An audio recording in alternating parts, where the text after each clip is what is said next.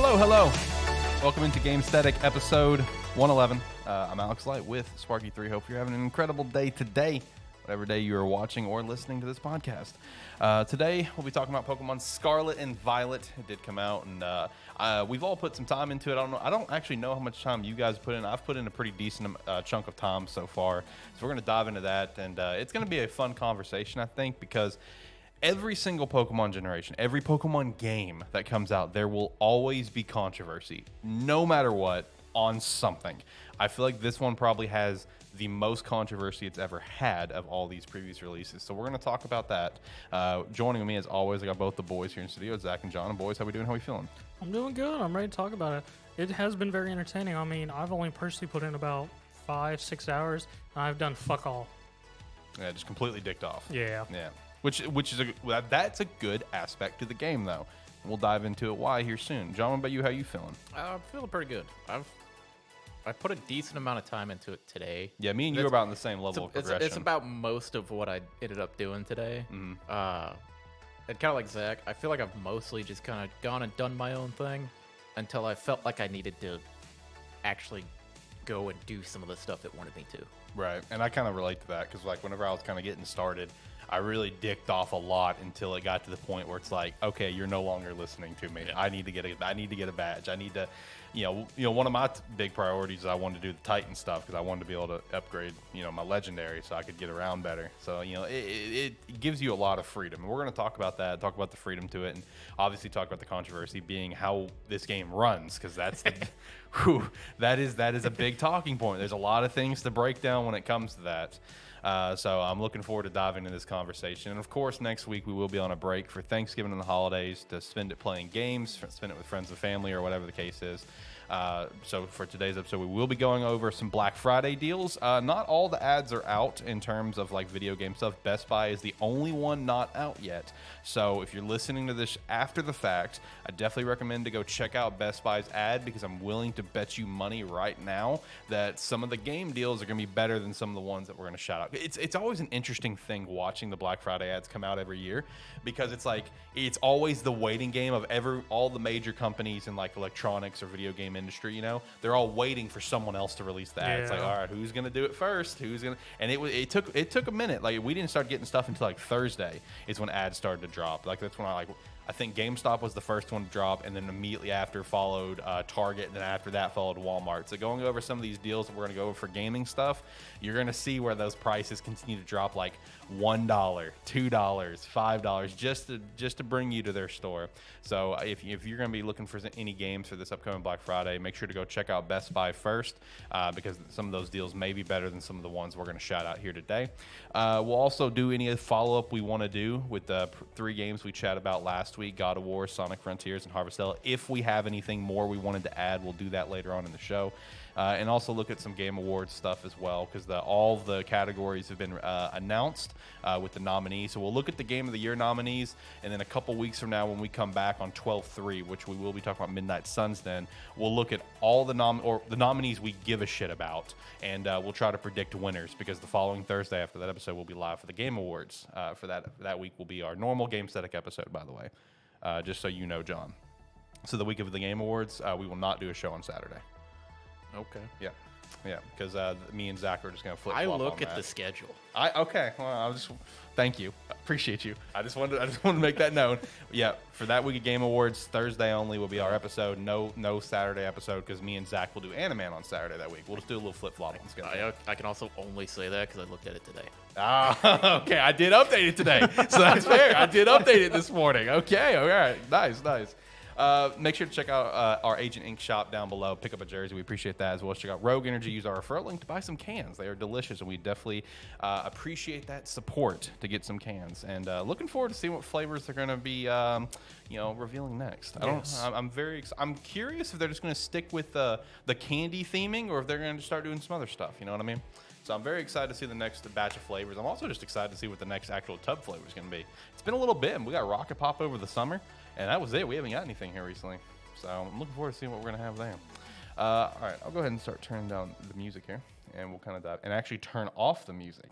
I remembered this time. He has a hard time remembering to turn off music. I do. I just turn it down, and like towards the end of the show, I just look over and I just see it playing, and it's just looping over and over again. But no one can hear it. No one can hear it because it's turned down. But I think only once it's actually caught me off guard. I think it was with me and you, Zach, and AniMan, because I was like, all right, I'm gonna hit the music. I started to turn it up, and it's just blaring. It's like, oh, whoa, my bad. Oh man. But yeah, so starting things off with Pokemon Scarlet and Violet. Like I said, these games have more controversy, I feel like, than any other Pokemon game that's come out in recent history. Ultra Sun, Ultra Moon, Sun and Moon, those all had their own batch of, controversy with the abandonment of gym battles and stuff. Then we have Gen 8, which, of course, shafted the national decks, and that brought a huge then the trees, the N64 trees. And then, of course, it brings us to Brilliant Diamond Shining Pearl, where it's Diamond and Pearl and not like what ORAS was, where it brought in the Emerald elements. They wanted the Platinum elements. And hey, that's on the fans. That is on the fans. That is 100% on the fans. And then we have Legend Arceus, which, even though it's a great step in the right direction, there's all these cool things, there were still some different controversial things about it in one way or the other. And now here we are with Scarlet and Violet with its own controversy, and on my opinion, the biggest one yet. National decks, that was whatever. You know what I mean? I feel like you could live without that, as we have, and it's been great. But this one I feel like it's the biggest one because of how glaring it is. You know what I mean? It's very, very in your face glaring with the graphical issues. It's very apparent that how old the Switch is at this point. Yes. When the moment you, like, even before you get control of your character, I'm watching everything happen. I go, whoa. Yeah. Now, see, there's two sides to this, and that's where I really wanted to dive into with you guys, because this has been the constant back and forth on Twitter. Where do you put more of the blame? Do you put it on the Switch, like we tend to do, and deserving to do? Let me stress that. Very deserving to do. Do you put the blame on that, or do you put the blame on Game Freak? Or is it a mix of both? Because a lot of people immediately want to turn to Xenoblade that just came out this year, Xenoblade Chronicles 3, with its huge world that runs beautifully, or Breath of the Wild years ago. Yes, huge world, lots of stuff in that world, runs beautifully. I know our buddy Josh, if he's listening right now, he likes to always point out Skyrim and Witcher as well, but those are older games, so I don't really count those too much. But like, who do you put the blame on at this point? Do you put it on Game Freak, being super ambitious with these, or do you put it on the console, or is it both? Because I feel like both sides are valid here. I feel like it's a little bit of both, because well, yes, you can look at something like Xenoblade and say, well, that game's got a massive world. It looks great. It runs great. It's partially, I mean, everything in this game is there. Yeah, it's like stuff pops in as you move around. Like, all the Pokemon will pop in. But a lot of the stuff, it renders from a pretty large distance. Yeah. Because, as an example of that, if you're playing the game, if you go next to one of these massive tall cliffs that are in the game and there's water down below you, just take a look down there. It's rendering Pokemon in the water. Yeah. Like down at the bottom. You can't see them very well. But it's there. It's like you can't see them very well because of the distance, and they're extremely pixelated at that point. But they're there. You can see them swimming around. But it's also partially, you got to blame Game Freak a little bit on it. Whether it be for them trying to push the game out to meet end of the year here, because I personally don't know how long they've been working on it. But when you look at the fact that Xenoblade comes out this year, it runs great, it looks great, you got to put a little bit of them on not optimizing it for the Switch. They're making the game they want to make, but they're not making it for the hardware, which has become more and more apparent. Yeah. Because it's like other developers, they can make these ambitious games. They just scale back the elements to make it look as good and run as good as possible, even if you're missing some aspects of it that you would rather have. So you got to blame them a little bit for it. Right. But yeah. What's your take? Me? Yeah. On where to kind of put the blame, on whether if it be more on console or more on Game Freak. I fully blame Game Freak. Fully. See, a lot of people are kind of looking that way because a lot of people always want to bring up the one consistent fact is that Pokemon is the #1 grossing entertainment franchise on the planet. Oh, easily, especially with a bunch of stuff that happened recently. Like it popped off recently just because fucking they let Ash win a second championship. This time a world championship. Yes, but I mean, I personally put it on Game Freak personally, just because, as John hinted at, is like they know what system they're putting on. Literally, no other system is it going on. Yeah. So they know the optimization and the quality of the hardware. I mean, I understand getting a little ambitious because they did with Legends and whatnot. They went, well, we can do Legends again, right? Well, wait, that wasn't Game Freak. My bad. That was another company. So yeah. No, that was by the A team. Yeah. Game Freak was by the Legends was by Game Freak, the A team. Was it okay? Yeah, yeah. Brilliant I was- Diamond and Shining Pearl was a That Was the other that one, was okay. Ilka did that. Yeah. Okay. Ilka did that. So I mean, they did that. It's like, yeah, we can do that again, and didn't realize they went a bit too far on it. Right. Or as far as we're concerned, they have a test developer copy of a Switch we don't know about, Mm-hmm. and they're just like, well, it'll look better once that comes out. Forget the old Switch. It's old. Yeah, like who cares? It's like Yeah. well, a lot of people. I just also remembered, like, even looking back at previous Pokemon games. Remember Sun and Moon on the 3DS? Unplayable. It's like those games. I mean, in their own right, they're fun games, but nobody wants to go back and play those games because No. of how badly they were. Like they ran and they looked. Yeah. It's like so it's not a new problem. It's like Game Freak keeps trying to make these strides and they keep trying to go forward with it. And yeah, I'll give them a little bit with the Switch being old hardware. And like Zach said, maybe they've got an updated, like maybe they're running it on something a little more robust back on their side.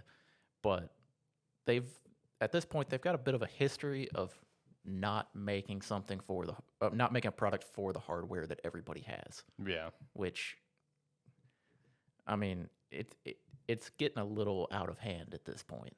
It is.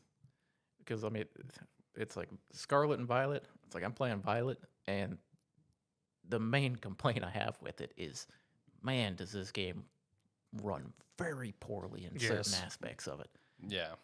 That's the main thing holding it back. It took me about 2 hours to get used to it constantly being jittery in that, because it was like making my eyes cross for a little while there. Right.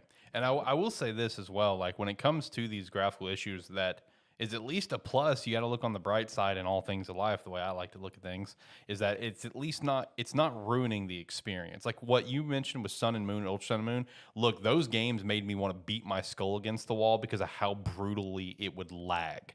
Like, especially if you know, because there was a lot of moments in the game where you were forced to do double battles, and those double battles was almost unplayable and would crash my 3DS a lot of the times. And I will never know that pain. Well, No, you won't, and I'm glad you won't because it's bad. Sun and Moon is where I started turning animations off for Pokemon games. Yeah. Dude, Sun and Moon is the worst run Pokemon games that I've experienced personally because of how bad it would lag. While the performance issues in this game is unbelievably noticeable, I don't feel like it ruins the experience completely. There is a lot of good about this game, right? And the performance issues, while horribly glaring, you know, if you are like I have in my title, if you're a diehard Pokemon fan, I don't think this ruins the experience for you. But if you're just a complete casual to Pokemon, I can see how this ruins your experience. Like if you're one of those people, right, who pick up the new Pokemon games, strictly do one quick run, you know, like you don't even catch everything, and you just strictly do one run and you never play that game again. You know, like you're a casual to me. Yeah. Like, you know, if you like, I know John, you don't really do a lot of competitive, but you at least go back and play Pokemon games. Like you put time into it. You've been playing it forever. I view you in the diehard category. Like if you're a person who like maybe hasn't played Pokemon in multiple generations and you're curious of this open world game and you want to pick this one up, that's where this could be a disaster for you as a casual, because you're just going to view it strictly as graphical issues, and that may kill the game for you from there. You know, that's how I view this game. If you are a diehard fan of Pokemon, it's a messy masterpiece in a way. And when I say masterpiece, I'm not calling like a 10 out of 10, but it's just like there are so many good things about the game and so many steps in the right direction. And when it steps in the right direction, that's also honestly, one of my issues though with this game and Pokemon is because I am sick and tired of getting these games that are steps in the right direction. Can we just get to the right direction? No. That's the problem. We can't. Like every game that's come out since like really, really Sword and Shield. And I mean, Sun and Moon had its moments too. Eliminating HMs was awesome in Sun and Moon, where they gave you like all the riding Pokemon that we know, like from Legends and stuff. Yeah. Sun and Moon started that. Awesome. But like Sword and Shield, the wild area, the DLCs with the wild area, Pokemon Legends Arceus with the open zones, and now this open, like we're just continuously doing new, like more steps in the right direction, but it still feels like even though we're making these steps, like why can't we get there? You know what I mean? It's like we will never get there. I feel like with Game Freak has a formula, and they're willing to experiment with it and find out, but they're not willing to do a full overhaul because they're just like, we want to still release something that we know fans will enjoy, but not something and sell. It'll sell. That's the thing. They know they're going to make money.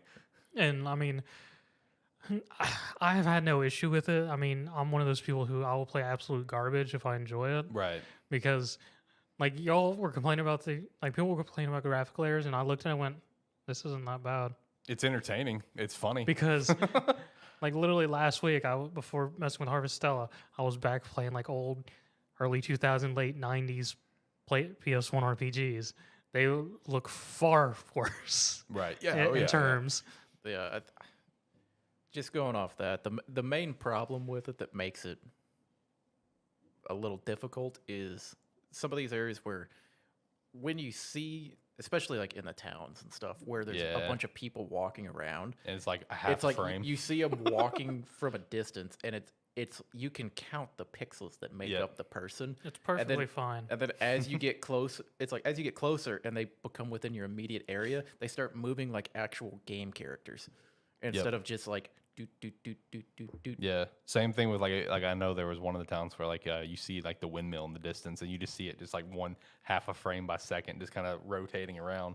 Like I said, it's all very, very noticeable. I just don't feel like it ruins the experience because there is a lot of fun to this game because of the freedom to it, which we already kind of touched on. Because like that's what's so interesting about this game, and again, more steps in the right direction is like all of us have already done a very different journey so far. And I also like how they do the map showing everything of the 3 main quest lines, and it actually shows that is a nice touch. It shows you the order that you do it, so it's gonna be fun to compare it later. Like, it does show what order. I didn't know it showed the order. Yeah, like as it like if you watch the map as it like flashes like back, it'll flash back and forth between like if you completed it, it'll flash back and forth of like which one. It's like 1, 2, 3, 4, 5, 6. It doesn't matter what line. It combines all 3 lines together and just makes it what you did in order, which I think is a nice touch because it's gonna be nice to compare it later. Mine's just gonna be big fat 0. Yeah, I mean, sure. So you're not doing a single thing. I've literally have just fucked off into the wild. I mean and that's something you can do. I'm just fucking barbarian, man. If it would I would just be wearing a fucking lean-to with fucking some blood off my face. Yeah. On the fucking wild. Yeah, I mean, and that's a route that you can take. No, but I do like that because it's kind of similar to Breath of the Wild, seeing your step counter.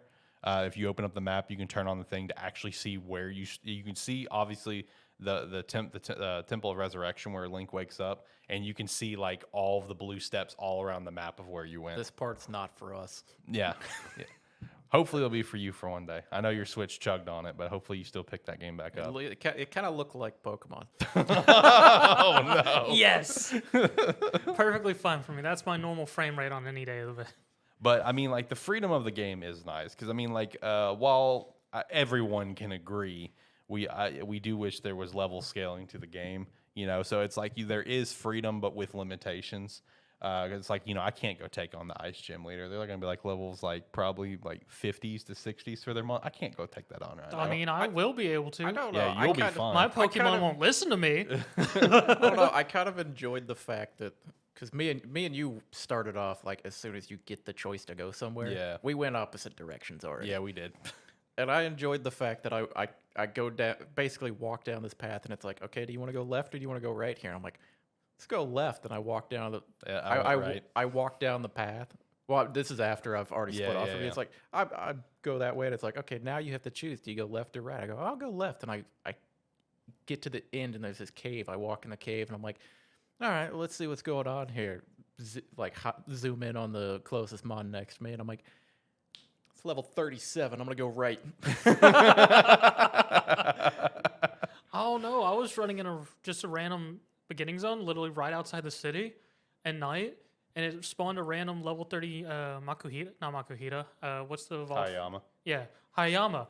I went, oh Hayama, hit in the back, and my level 18 Ralt shows up, and it's just level 30. Went, fuck.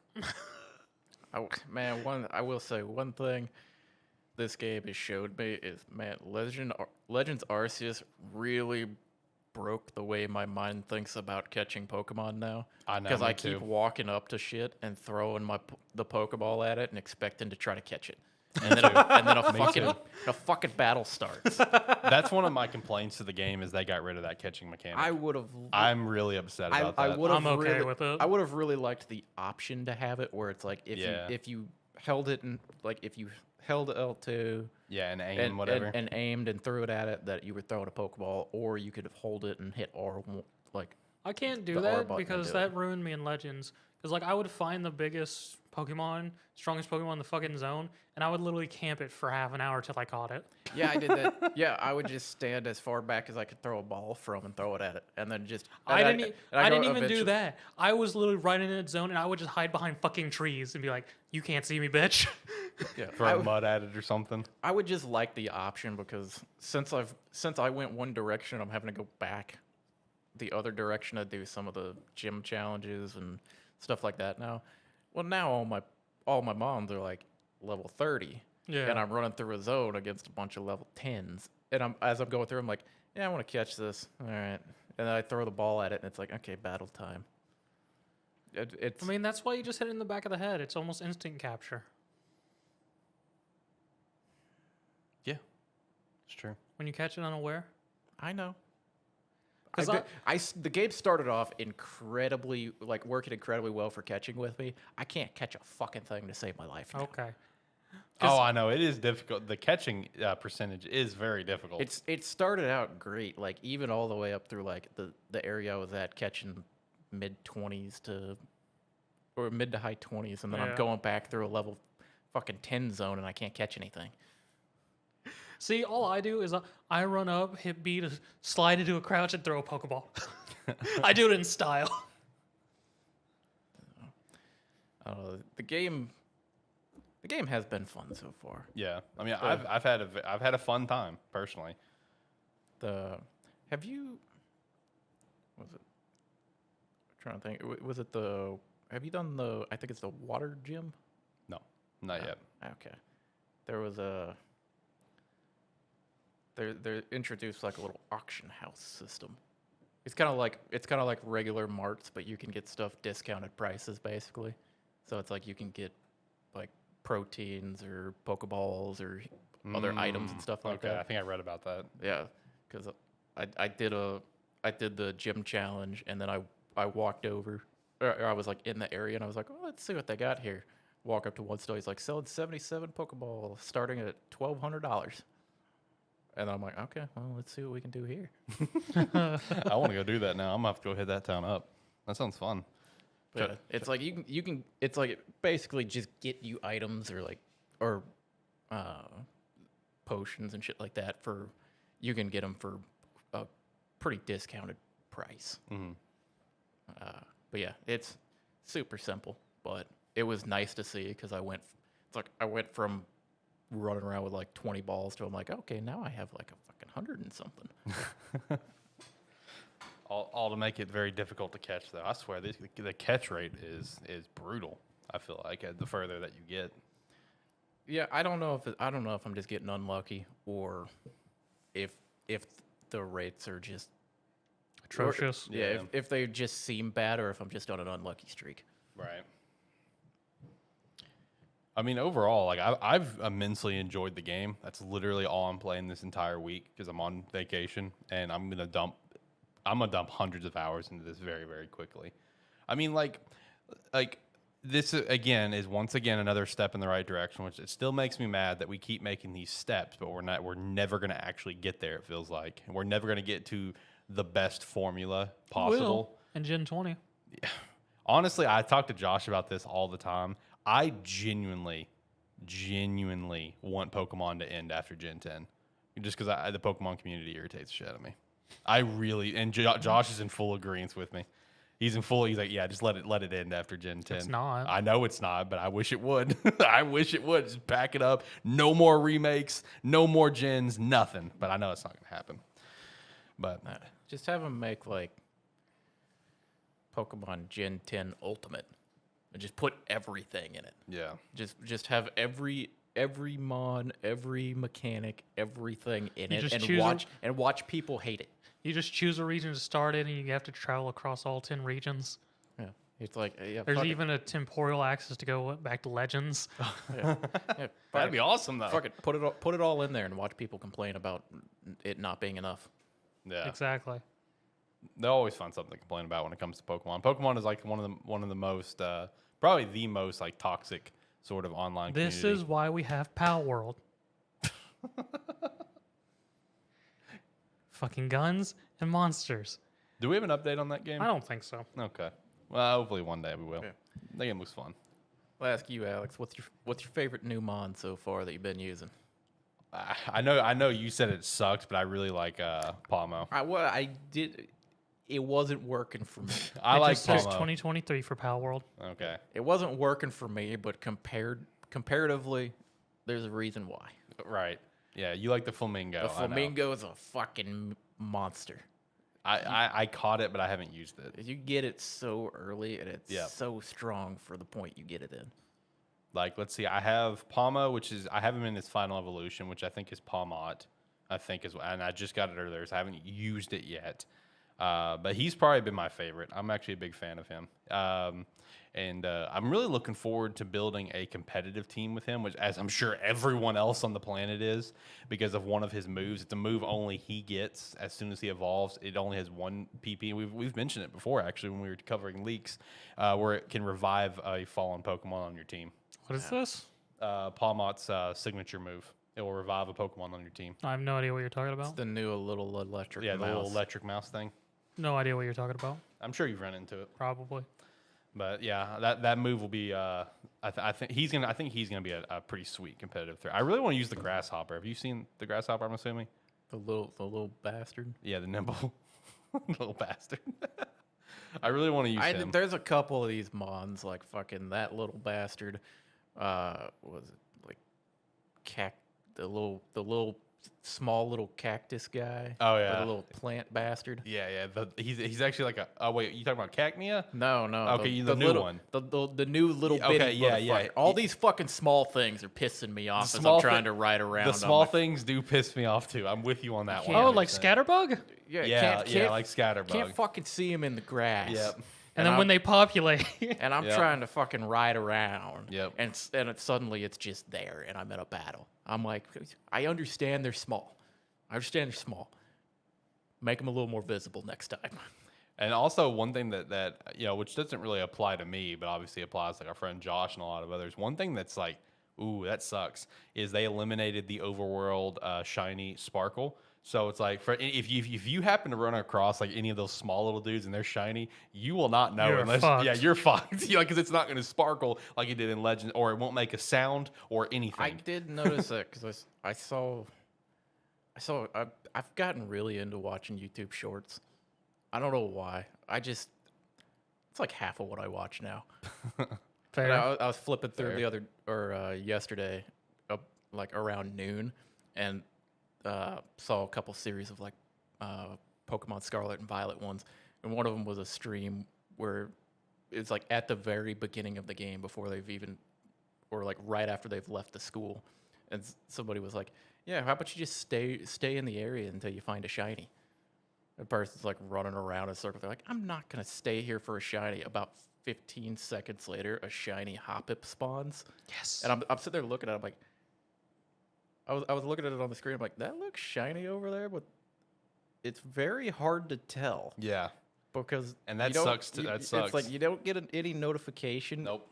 And there's no sparkle or anything. You just have to know the sprites. Yeah, that's exactly it. You need to know what they look like. But one little plus though is that your Pokemon in the Let's Go mode, it will not attack a shiny. So there is a plus. There's Well, a silver lining there. That'll I be guess. pretty fucking obvious because they attack everything in Yes. sight. So there is at least an upside to that, is that they will not attack shinies. Someone has tested this. So there's at least that. And I will say, if you come across a shiny, and if you come across a shiny, you can save and reset as like you would in Legends, and it'll still be there. So that's also an option. Yeah, the no overworld sprite and the sound for it, like, ooh, I feel bad for shiny hunters, especially if you're going after one of the small little fuckers.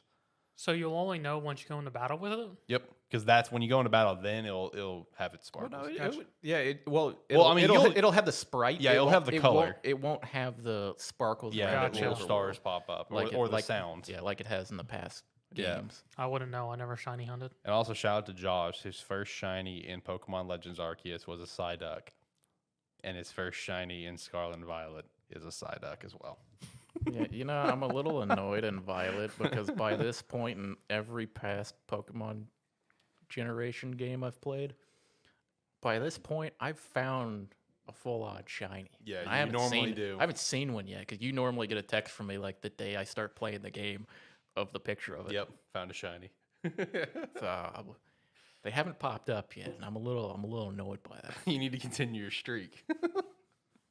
Meanwhile, I'm over here. It's like I may have passed like a million shinies at this point. I'll never know because Oh. they're just small, and I just pass them. Yeah, but yeah, I mean, so far, really enjoying the game, and I'm having a lot of fun catching a lot of these new mons and just trying them out. Yeah, 'Cause I don't remember what the hell the thing's called, but found it in the desert.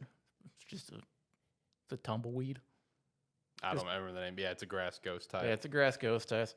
I don't remember what the hell it's called. That thing's fun. I've caught it, but I haven't used it. I didn't realize it was I assumed it was a mon, but the first time I ran up to it, I tried to target it and it wouldn't let me target it. I was like, what the fuck is this thing over here?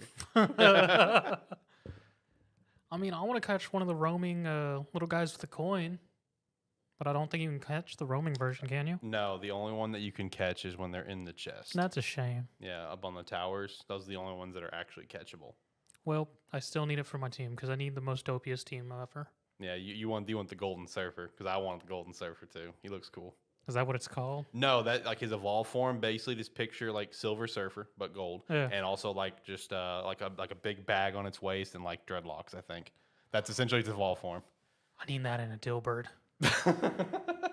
or a Dillybird. Yeah, All the sex. yeah, exactly. No, I really want him, but to get him, you have to find the gimme ghoul, whether if it's the chest, because the chests give you more. You know, you'll get like anywhere from like 50 to 100 coins when you kill it or capture What, it. and collect 1,000 of them? You need to collect 1,000. Oh, I'm good. Oh, they're fucking everywhere. Yeah. Yeah, so that's what you need to get for that. And once again, we're still continuing these weird evolutions, like the 1,000 steps in the overworld and stuff like that. Now the tumbleweed one, that makes sense. That makes so much sense, honestly. I had to do that with Palmo, and I was just annoyed the entire time. It was a tedious little thing, but Wait, the thing you said that revives people? yeah, you have to take Palmo, and he has to walk 1,000 steps in the overworld to evolve to his final. Oh. Yeah, just like how John's got to do it with his tumbleweed. Which, like I said, that makes a lot of sense. It's a tumbleweed, so that makes sense to me. See, I just want to evolve my teacup, but I had to find fucking broken. Yeah, you got to find the evolution part for it. Yeah. Yeah, I as soon as I found out Sinisty was in the game, because I didn't know that, my first thought was, damn, where the hell is that teapot going to be? If you find it, trade it to me. Yeah, I'll let you know if I find it. So far, nothing. I And haven't even seen one yet. Well, mine was from a Terra battle. I just lucked out, and for some reason they okay.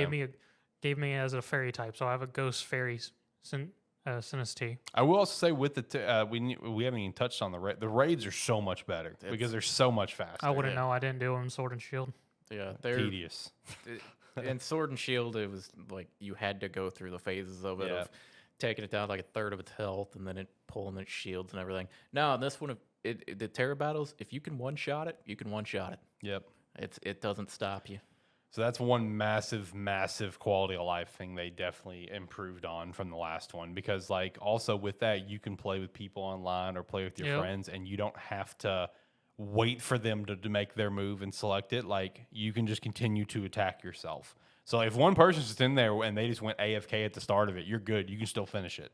So that's great, because that was also an annoying thing about the raid battles if you did it with other people, where it's just like, all right, well, this is taking 5 years because one person will take literally the entire time to pick a move, and it just makes the raid battles just last so long. You can pump out a raid battle in like a minute, which is awesome. I need to go back and put my Dragon Surskit on my team. All right, relax. That sounds legit. So Yeah. It's the first one that I found. Yeah. I will say, for the actual Terra gimmick, I like it. And I will say the big thing that I like about it is I don't feel like it's going to break the game per se. Like, No. I loved Dynamaxing. I thought it was such a cool gimmick, but I fully acknowledge that it could really break games, especially in singles play. In singles play, it would break games easy. Like, make it just so OP, and it even did the same. Really, it was more balanced and more tailored for VGC and, like, you know, the doubles, but it was still a really overpowered mechanic at times. I feel like Terra is a really nice balance where it doesn't break the game, it doesn't make anything feel overpowered. I will say I'm an idiot, and going into the game release, I wasn't sure exactly how Terra was going to work. I wasn't sure if it added the type or not, or how it worked. So the fact that, because I figured adding the type would make it overly complicated, where it's just like, okay, you have this type, and now this type. So what's your weaknesses? What's your strengths? Et cetera, et cetera. But it's only that type when it's terrestrialized. Yeah, when it's terrestrialized, it's only that single type. So it really makes for some interesting ideas of like what you can do, like what kind of Terra type would you want? Like if you want to turn like a Mon who can be really good with a 4 times weakness to something that's a pretty common move that people like to use, just Terra it into another type completely, or maybe just Terra it into one of those 2 types you want to focus. There's so many different things that you can consider for it. So I don't feel like it breaks the game, which is really cool, because Dynamaxing, while cool as hell and very visually fun, was very overpowered at times. I'm so gonna make that's the one Magikarp a plus. fairy. Make him a fairy, man. Make a fairy Gyarados. No, just Magikarp. Just Magikarp. Okay. I got an Everstone. I'll just throw that sucker on him. Oh, there you go. Yeah, using the like terrestrializing, I haven't done it very much. I haven't really felt the need to. At least so far, I haven't had any battles where I'm like, you know what, I need this little boost, or I need this type advantage or anything like that. Right. But that might just be the fact that all the Mons I'm running around with right now just all have really good coverage, or just the fact that they're all really strong for the early portion of the game. I mean, True. the other thing with that is that you can only use it once until you go hit up a Pokemon Center again. Yeah, it has that recharge for it, whatever. Which, I mean, makes sense. Yeah. I mean, it does. It makes more sense than the Mega Evolution when they had it, where you just do it every battle. Yeah. As much as you want to. At least this is like, okay, we're giving you this power, but you get it once, and then you got to go charge it up again. Yeah. And it only lasts for so long. Right. Which So- I do think is a more balanced way to handle it. Yeah. It makes more sense as well. Mhm. But yeah, I do like that aspect of it, as little as I am actually using it. Right. But I will say, so far in the game, at least for me, there's a very clear winner for the best new Mon, Your Flamingo. and it's the fucking Flamingo. I've seen a lot of people raving about the Flamingo, though. I'm not going to lie. It's so fucking good for at least. I don't know if it's gonna fall off. It could Right. very easily fall off the later in the game it gets. I haven't looked at its moveset that it gets, but flying fighting with the moves that it gets early on, it's just a fucking powerhouse against everything. I mean, it is ridiculous. Like, if I ran into one and caught it, it was level 8. I was fucking out my team at level 12. So I was like, what's happening here? Same thing happened to me when I caught it, too. It especially like if you're started countering like a bunch of ground or rock types, even like early on in the game, just fucking makes them look like nothing. Oh, yeah, fuck Standler. Why? Because I found him, and the first one I found had a fucked moveset where it just hypnosised all my Pokemon, and then it would fucking sand attack on him and just set up on him the entire fucking time. And when they finally got out of sleep, it went, astonish. I was like, fuck you, Standler. Stantler's a dick. Damn. That's a toxic moveset. So it started trying to do that to me, and I got annoyed and just started chucking balls at it until I caught it. Like, all right, yeah, I'm not dealing with this anymore. Fuck this, I'm done. Oh. Yeah. One thing, because I know we talked about it a little bit before the game came out, was the way TMs were going to work in the game. Oh, yeah. Because the TMs cost league points to actually make. Mm-hmm. You get so many fucking league points. Yeah, we were wondering how many league points we were actually going to have access to in the game. It's a fucking lot. Yeah, you Yeah. get 500 if you find a 1-star Terra battle, and it just goes up in hundreds for each difficulty up. Yeah. I think And then you find TMs fucking everywhere on the ground. Yeah. You find everything. I don't know why there's a shop. I don't know where there's a shop. I find just as many Pokeballs on the ground. I've got 56 potions. Yeah. Yeah, I got like I mean, 56 potions. I feel that. I got I've got more ethers right now than I've ever had in a Pokemon game. And then if you're catching Pokemon, you go to the Pokedex, it's like, oh, you've caught 10 Pokemon? Here's more shit. Yeah, like I've gotten so many like max potions and hyper potions and stuff and super potions. I have and I'm like 20 Jesus. full heals for no reason. I've got like 30 revives at this point Yeah, too, and I'm it's like, like- Jesus Christ. Because like I run around and I just grab them all as I see them on the ground anyway. And then hell, while my Pokemon's running around murdering everything in the field, it's grabbing stuff too. Yeah. But yeah, it's like they give you so many resources. I will say for actually doing the, building the TMs, it goes back to like you're gonna have to kill Mons and you're gonna have to get the pieces that drop from them. That's fine. Just go send a murder machine. Yeah, that's gonna be. It's fine, but it's also. I feel like every once in a while you're gonna get hit with that. Oh, that's gonna be annoying. You got to go get this one particular one or whatever the case is, depending on what the mon is. I feel like that depends on how you play the game. Yeah, it does. It Because does. like how, especially because the way it sounds like we all started the game. We in Arizona, we're running around doing whatever we want, and it's sending the squad to go fuck up anything that exists. Yep. Like I'm running around and anything I see for the first time, I'm catching. Yep. I'm catching the first one I see, and then I'm killing everything else that spawns in the field. Correct. And then I move on to the next little portion of the field and rinse, repeat. Although I will say, fucking Dunsparce, motherfucker runs away underground every goddamn time. So quick, bro. I saw one. It was one of the Terra spawn Mons. I saw him. I jumped down, and before I recovered from jumping down, he was gone. It's so annoying, dude. Also, I call bullshit on the falling. That Rotom phone will not save your That's ass. so stupid. I will say that is so dumb. Rotom, save me! You're fucked, kid. The Rotom phone, that is such a dumb little thing. I mean, I'm glad it's there, so that way you don't have to like, so that way you can quickly just go down somewhere real fast. I like that it's there, but it's just like that's just so fucking stupid. Yeah, I do like that. Even if it's like some falls, it hasn't let me just walk off the cliff on. Right. So instead, I just jump on my fucking Lego bike, and then it lets me ride off because then he just nosedives down and then slowly comes back. I will say, if you jump off the cliff without your legendary, it will actually prompt you like an option to go back up to the top immediately. Yeah, it'll pop up on the screen. Press Y to go back up. So, do you want to go back up, or you just fell? I'm like, oh, well, that's a nice little thing, I guess. See, my favorite moment so far was during the cutscene when you meet the legendary through the cave and the hound shows up. I enjoyed that moment when your trainer's like, yeah, go, my new starter. You could fight it. And the Pokemon looks like, fuck this.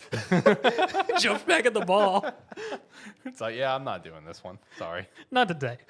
So I did appreciate that, but then I immediately didn't appreciate the fact that you had to be standing right next to the legendary, walking forward for it to progress. Yeah. Because I'm walking on the side and I go, oh, there's a ball up there. Invisible wall. Yep. And I'm just sitting there. I'm like, man, this invisible wall really won't move.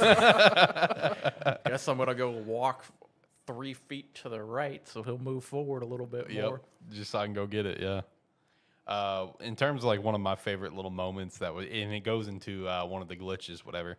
I found out today that if you let your game go idle, whatever, your Pokemon may run around, it will take a nap, whatever. I found out if they take a nap and another Pokemon comes up and attacks you, they stay in that nap for the whole fight.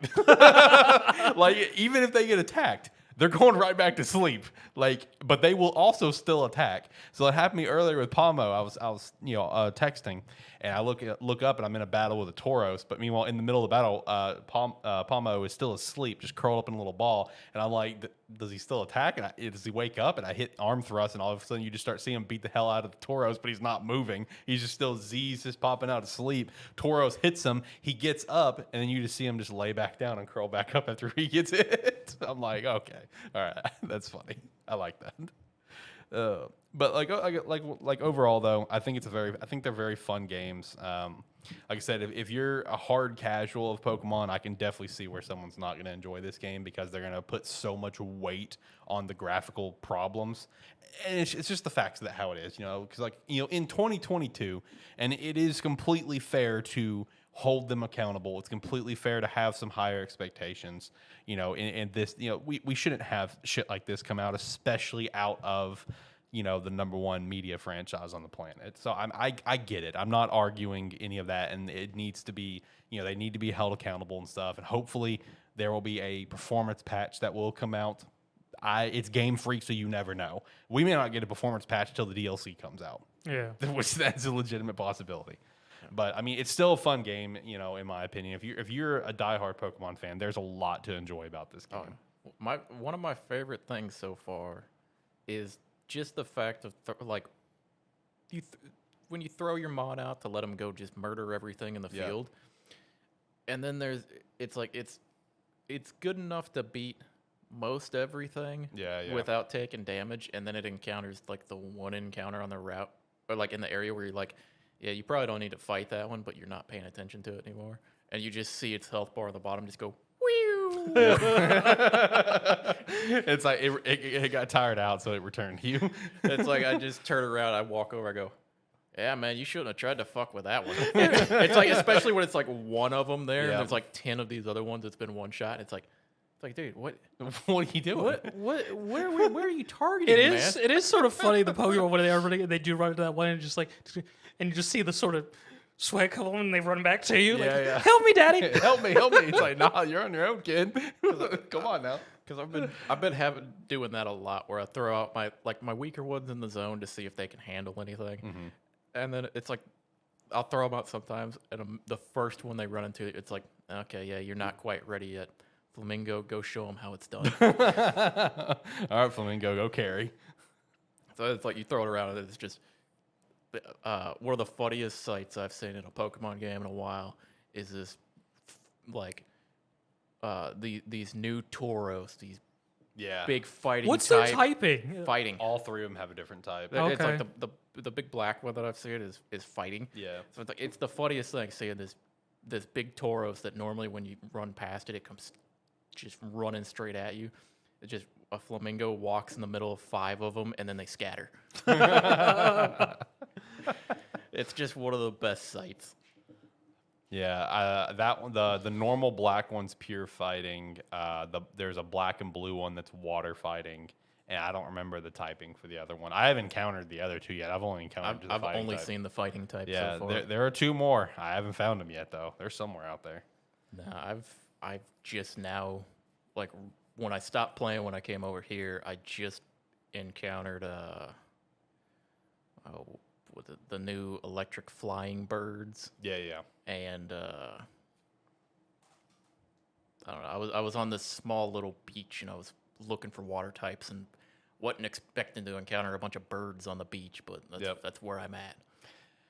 Yeah, and also one thing that we've yet to even try that we'll probably follow up on here in a couple weeks and give our thoughts on how it runs, because I haven't really seen anyone talk about it, honestly, even though it was such a big, heavy promoted feature, is that we haven't tried any of the online play, and I'm kind of curious what the performance is going to be like when we're all online together. I haven't seen a lot of people talk about the online play itself. Now, granted, I've seen videos, don't get me wrong, of some of the glitches coming out of, where one other person's in the game with them. I have seen that, but I haven't seen a primary focus of conversation of, while online play, this happens, I haven't seen that necessarily. So that's one thing that we're going to have to try. I know Josh has been wanting to hit it up, so I was actually going to hit him up in a little bit and see if he wanted to play and just run around and dick off and stuff. especially if you're in different versions, because whatever world you join, you can catch my version exclusives, or I can catch yours, or whatever. But overall, fun game so far. We'll chat about it more here in a couple weeks about how far we've got. By that point, I should at least have beaten the game. I know you're not. You don't really care. Nah, I would probably assume won't. you've probably beaten the game as well by then too. But we'll see. Depends on how Yeah. distracted I am just circling Dicking off. the world. Right. All right, let's move on from there. We'll go ahead and just touch on anything from the 3 games. Do you guys have anything you want to follow? Because I have a couple more follow-up thoughts on Sonic, but Nope. that's why I wanted to put it in there in case you did. Do you have any more God of War thoughts then? Not right now. Okay.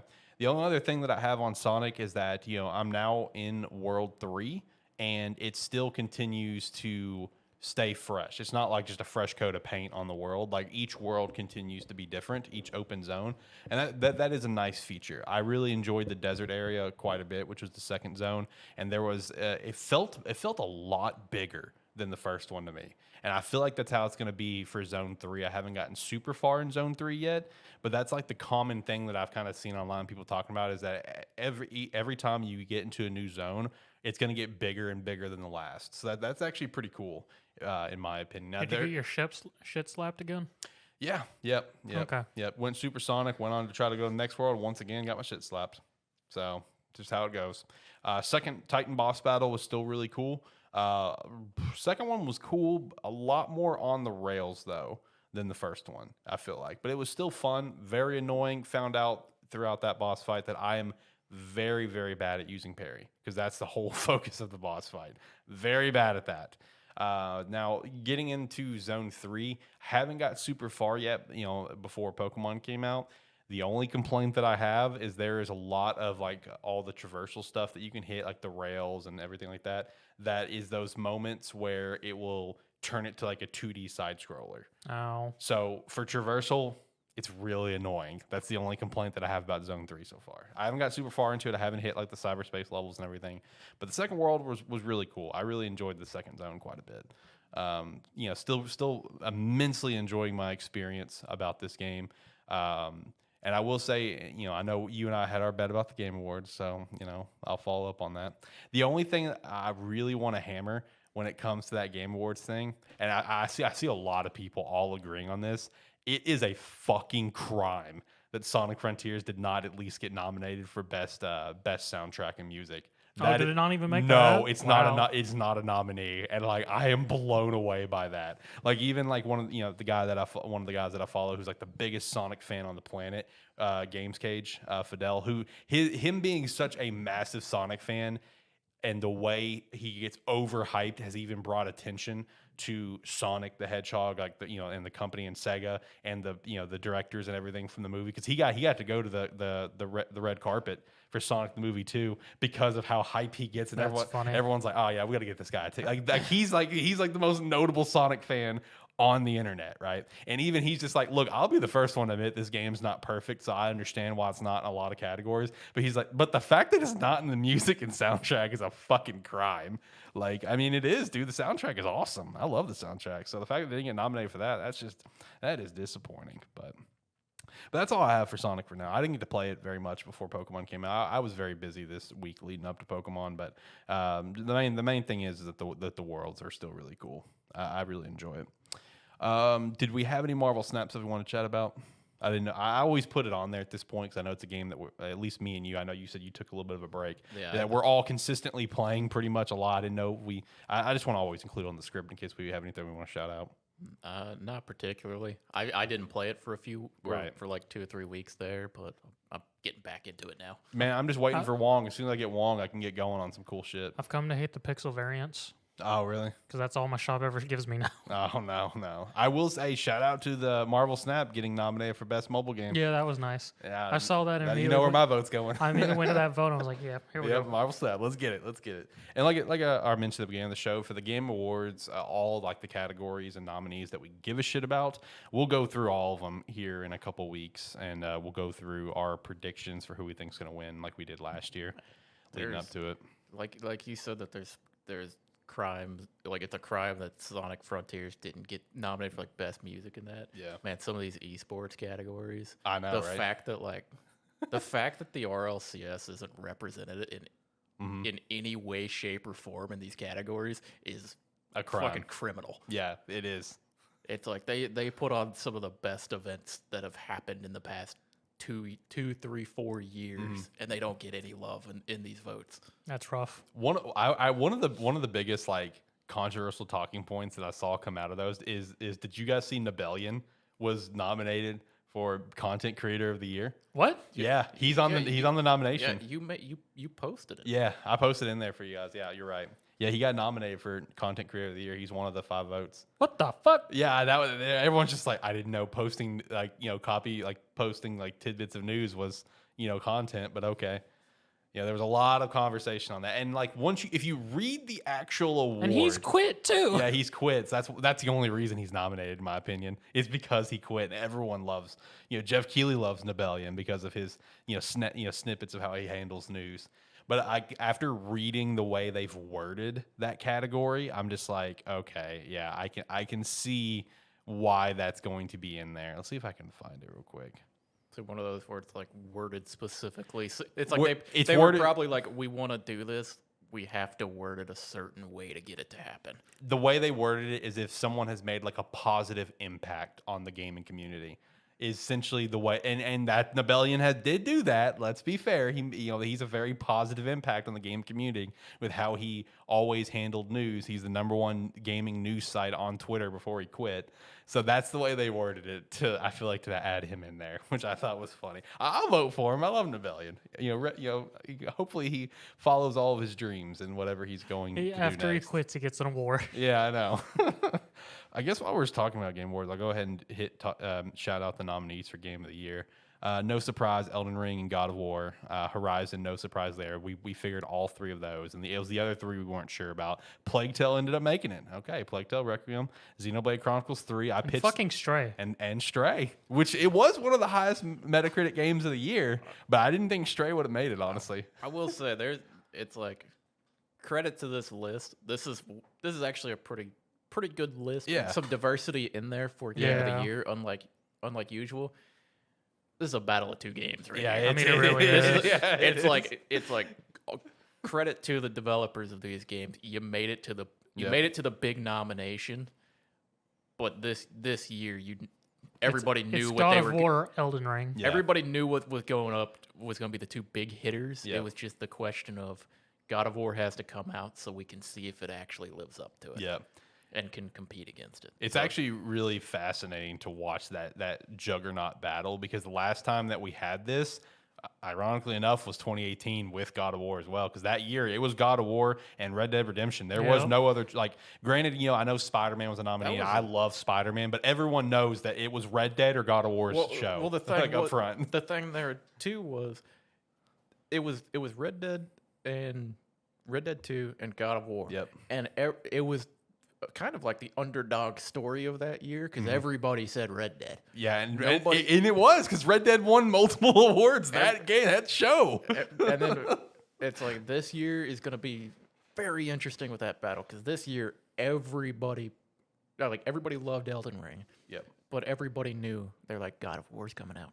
Yep. God of War's coming out. We gotta see what it is. We gotta see what it is. So this year we got what everybody was predicting was gonna be Game of the Year when it came out, and the game that came out and blew everyone away in Elden Ring. Yep. So this is gonna be a fun one. I can't wait for it. I can't wait to do the live show. I'm really excited. Yeah, we're doing the live show, okay? All right, I'm going to do my best not to get sick this time, where I just lose my voice like I did last year. But I do like what John said about the diversity of this list, even though it is, it is one of 2. We know that. Last year was completely like, who knows what's going to fucking be. Last couple of years, I feel like it was last like year that. had been sort of what it's in the air. Yeah, but this year we know. But shout out to Stray though. Shout out to Stray making Game of the Year nominee for Game Awards. That's pretty cool. And I also want to stress to the listeners, I am fully aware that Game Awards is not the all-in, end all whatever for Game Awards. We know that. But it is. It's the big event. It's the of biggest event. It's the biggest event. Okay, that's why it's the bit most talked about. I mean, I understand there are other Game of the Year nominees and categories for other companies, but this is the big one. Yeah, all right, this let's is the be big real. one. This is the big one that everyone's gonna watch. Yeah, People, people show up to sit in seats Yeah, and like- receive awards. Yeah, like this is the big one, guys. Come on, let's be real here. All right. So last thing here, and we'll hit the weekly wrap up real quick, is Black Friday. Well, I'm just going to cut it to Alex for the next 20 minutes. No, it won't be that long. I'm gonna run through this pretty quickly, honestly. There's one fucking like really good deal on here. Ooh. That when you start going Okay. through. Yeah, and it goes for both of you. Any deals that I shout out, that you want to double down on that, hey, that's a good deal. Make sure to follow up on that. So, like I said at the beginning of the show, Best Buy is the only ad that's not out at the time of this live stream. So definitely go check that out. And see the game deals on that one, because as I've said, when it comes to these, every company is trying to one-up one another. You'll see games go down $1, $2, $5 just to one-up it. You see it every single year as the order of ads come out. So in general, Xbox Series S is pretty much $250 everywhere, which is a pretty damn good deal in my opinion. Especially, I think it was Target actually right now as we're live. I think they have the Series S up for $250, and you also get a $50 Target gift card with it. So that's a pretty damn good deal in my opinion. So I mean, Xbox Series S for $250 pretty much everywhere. Good deal there. And also from what I see, it appears that the Game Pass cards and the PlayStation Plus cards are no longer a holiday sale, which is big rip, because that's where I would always stockpile. I do it every year, man. My Game Pass still doesn't expire till sometime middle of next year because of how much I stockpiled last year because they were on sale. All right, so we'll kick things off with GameStop. They were the first one to come out. So they advertised some $35 games like FIFA, Madden, NBA 2K, Animal Crossing New Horizons, Just Dance, Legend of Zelda, Breath of the Wild, Saints Row, and Elden Ring. Of course, they do have the buy two, get one free on pre-owned. Some $17 games that they have advertised is Crash Racing, Quarry. That's a good pickup there, in my opinion. Quarry is a very fun game, especially play it with some friends, do the movie mode like us three did. You'll have a very fun time watching how things play out. Grid Legends, Witcher 3, which of course is getting its next gen update here very soon, or current gen update is a better way to put it. WWE 2K, Spyro, and Digimon Survive. Let me stop you right. Why does Digimon Survive there? The fact that this is $17, if you're at least a passable Digimon fan, this is possibly the best deal you're gonna get. That is a good deal. I saw that. I'm like, oh yeah, John's gonna like that one. That is fucking nuts. Yeah. That game is so, granted, it's a visual novel. Yeah, Visual novels aren't for everyone, but that game is so fucking good. I'm surprised it's at $17 already. What a turnaround for me on this game, by the way. Yeah, it really was. From the first little bit we played it, where I was like, I'm not feeling it. That's one of my favorite games of the year. Right. Have you played it again and not murdered everybody? I'm working my way through that playthrough. Okay. Okay. All right. Hopefully you don't kill everyone this time. No, that's kind of like whenever I feel like playing it, I hop in and I do that. Gotcha. And I will also go ahead and say for the other like Black Friday stuff, on the other ads I'll shout out, I did not see anything with Digimon Survive. So if you want to try that game out for $17, I did not beat it, but I can side with John that it is a very good game. $17 at GameStop. Good pickup there with Digimon Survive. With the amount of time, like with the amount of like replayability that game has, it really does. It's like if you play that game through to see the different endings and that, if you enjoy it that much, I mean, visual novel style tactical battle. So I mean, you're looking at 200 hours for $17. Right. Easy chunk of time you can put in. Some $29 games they have advertised, like, of course, NHL, P5R, so that's cool. Dying Light 2, Tony Hawk, Pro Skater 1 and 2, Gran Turismo 7, Destroy All Humans, Soul Hackers 2, Ratchet, Rift Apart, Lego Star Wars, The Skywalker Saga, and Mario and Sonic Olympic Games. Then for some $39 games, we have the Demon Slayer game that I don't think anyone really played, PGA F1, New Tales from the Borderlands, Plague Tale Requiem is already on sale, so there's pick up there if you don't have an Xbox or access to Game Pass, and you wanted to play that game. Miles Morales, Horizon Forbidden West, good pickup on that one. Mario Party Superstars, Fire Emblem Warriors 3 Hopes, and Link's Awakening. And then for some accessories, DualSense for $50, which pretty much is everywhere, as well as about $10 off Xbox controllers. That's pretty much everywhere as well. Save up to $30 on various forms of memory, which is always a nice little pickup if you need some more for your Switch, your PlayStation, or your Xbox. Up to 40% off Switch accessories. Good little buy there. I did also notice they're selling a $500 iBuy Power PC, a 1650 graphics card, but for $500, and if you don't want to be a hardcore PC gamer, gamer, I feel like that's a pretty good pickup, in my opinion. But, if you don't plan to be hardcore, but you want to get something for PC, that might not be a bad buy. Up to 50% off PC accessories and up to 25% off statues, figures, and more. And that's pretty much that's pretty much the GameStop ad. Digimon Survive, I feel like, is definitely the big headliner there. Heading over to Target, and once again, we will already see the changes from one ad to the other because $30 Switch games, Mario Party Superstars and Breath of the Wild are two that are advertised. Both these were $35 and $39 respectively at GameStop. Mario and Rabbids Sparks of Hope. That game is brand new. It's full price at $60, but you get a free Target $10 Target gift card. So if you were wanting that game, might want to pick it up now and get that Target gift card. Put it towards something else. Mario Kart Live is on sale for $60. Keep in mind that is normally a $90 purchase. Still going to pass on that for me personally. Just Dance 2023 for $40. No Deals $35 at GameStop. Some $20 games. TMT Turtles Collection, the Cowabunga Collection, Plants and Zombies for the Nintendo Switch. Sackboy Adventure, Halo Infinite, which that one's pretty much $20 across the board as well. Spider-Man Game of the Year Edition on PS4, FIFA 23 for the Nintendo Switch, because it's pretty much FIFA like 19, essentially, from what I understand from people that play FIFA on the Switch, is they have not updated the game in like 5 years. And WWE 2K22, also $20 there. $30 game, SpongeBob Racers, It Takes Two for the Switch. Nice little pickup there, potentially. NBA 2K, P5R for the Nintendo Switch, Ratchet and Clank Rift Apart, FIFA 23 for the previous gen, and then Madden as well. And some of those were about $35 a GameStop. Save a little money there. $35 games, FIFA for the current gen, NHL, Forza Horizon 5, and F1, $40 games. Sonic Frontiers, definitely recommend that one. Elden Ring, Horizon Forbidden West, and Saints Row, some $15 games. Rabbids Party, GTA 5, which is the current generations, Xbox Series X and PS5. Assassin's Creed Valhalla, and Battlefield 2042. That's on Game Pass, so definitely don't go buy that game. $10 games, we got Jedi Fallen Order, and of course God of War 2018, which pretty much always goes on sale for $10. They also have a lot of headsets on sale, and they also have the headset that I personally have. The Turtle Beach Stealth 700 Gen 2 Max is on sale for $140. I love that headset, so I definitely recommend it there. And then, like I said, controllers, pretty much the same price they were at $50, $45 and stuff. There is a HyperX gaming bundle as well. It's a headset, mouse, keyboard, and I think something else for $90 if you want to get something new for your PC. And then they also have BOGO, 15% off select gaming gift cards. And then the Walmart ad, which is currently, like, in my opinion, the GOTY ad right now in terms of some prices, because again, it was the latest one. Best Buy is going to should top it. So Gotham Knights already on sale for $35. Boys, how are we feeling about that potential pickup? Would you guys recommend Gotham Knights for $35? What do you think? I mean, yeah, I'd probably get it for $35. I mean, it's a nice time killer. Yeah, it is. Yeah. What about you, John? Would you push that one for $35? I mean, it's a little annoying considering we just paid $70 for it. I mean, it is. Yeah, it is. But the fact that it's $35, I mean, yeah, sure, why not? Yeah, right. It's like I'd say the game's fun enough to pay that for it.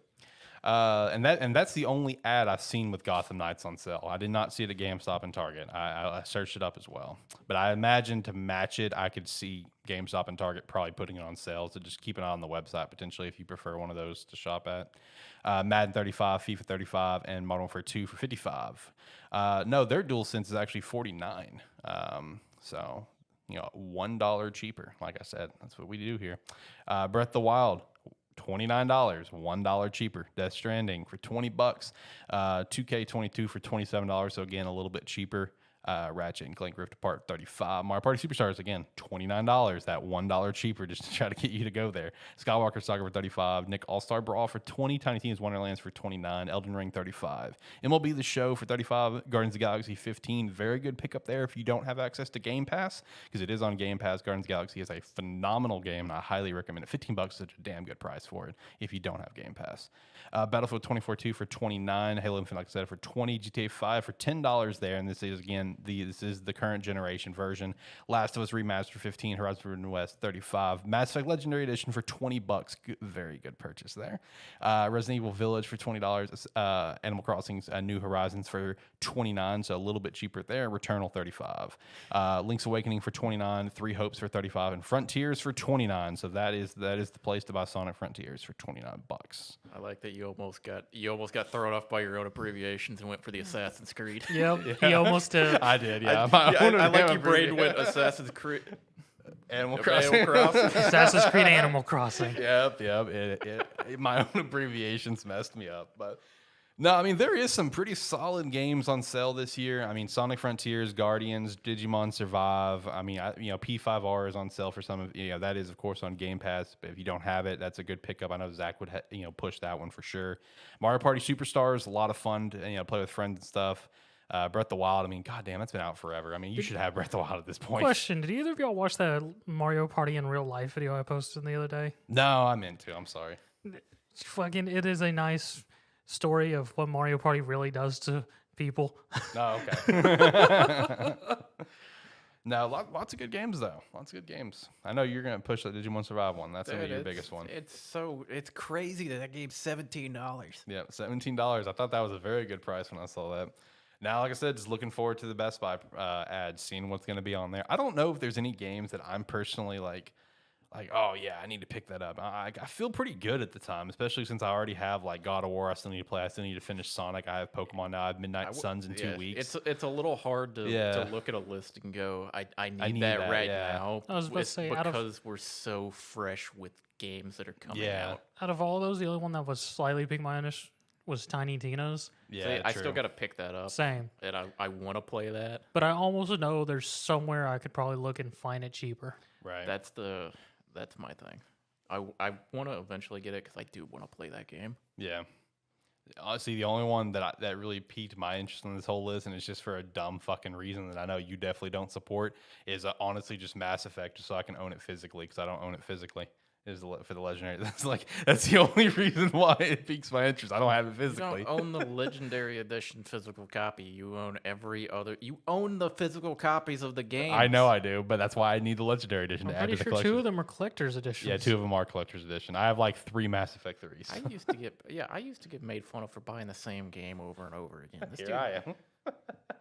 Yours still hasn't stopped releasing. Fucking Skyrim. I've only bought that. I mean, he may have bought it more than me.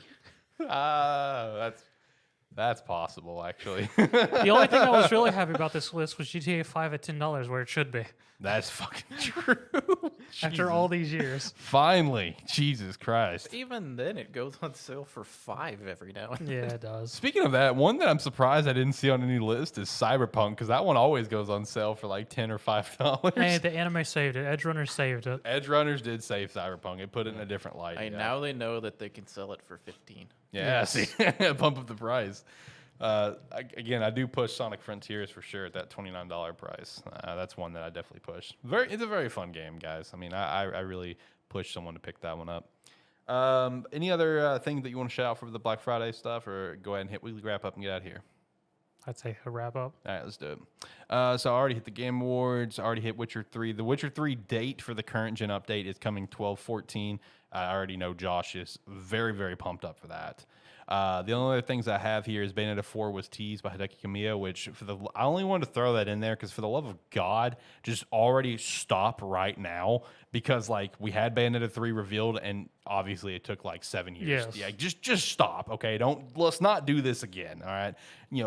Talk about it here in a few years when you're closer to release. Like, let's not do that again. They had Bayonetta 3 done for so long. Maybe they went ahead and got started on 4. Maybe, and then maybe they looked at Metroid Prime 4 and went, hey, we can release before them. Yeah, maybe it's a race now of which 4 is going to come out first, Metroid Prime 4 or Bayonetta 4. Which one? Half-Life 4. Oh my God, stop. All right, the last thing the weekly wrap-up is recently Blizzard has announced all game services to be suspended in China starting on January 23rd. It ultimately came down to Blizzard and NetEase not being able to come back and reach an agreement on their deal to allow Blizzard games to be in China. So, it's the last thing on the weekly wrap-up. Yay, win for China. Yeah. In my opinion, yes.